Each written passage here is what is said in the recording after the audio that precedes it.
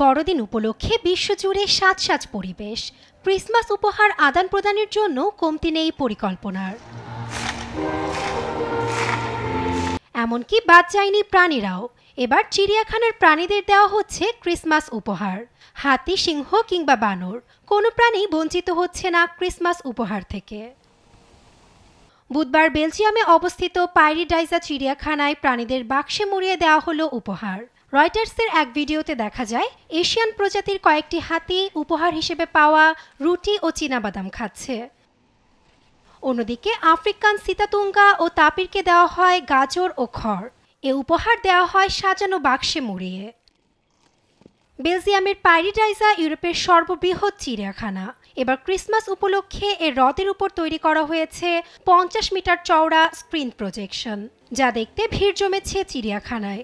শিশু থেকে শুরু করে বিভিন্ন বয়সীদের ভিড়ে পূর্ণ পার্কটি। এ নিয়ে চিড়িয়াখানার পরিচালক জানান, ক্রিসমাস উপলক্ষে এক ড্রামাটিক আলোকসজ্জা করা হয়েছে।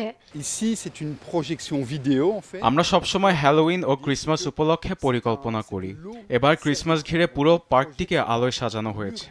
আমাদের প্রাণীগুলো ক্রিসমাসে বাইরে বের না হতে পারলেও তাদের ইলুমিনেটেড অ্যাভাটারকে প্রজেক্টরে ফুটিয়ে তোলা হয়েছে। অন্যদিকে মঙ্গলবার লন্ডন চিড়িয়াখানায় সিংহ শাবকদেরও দেওয়া হয় বড়দিনের উপহার।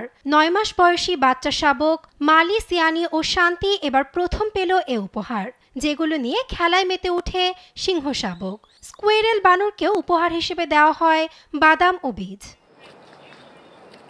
25 ডিসেম্বর বিশ্বজুড়ে পালিত হবে খ্রিস্ট ধর্মের প্রধান ধর্মীয় উৎসব বড়দিন। এ উপলক্ষে চলছে ব্যতিক্রমী সব আয়োজন। নাসরিন আক্তার, নিউজ ডেস্ক, দেশ টিভি।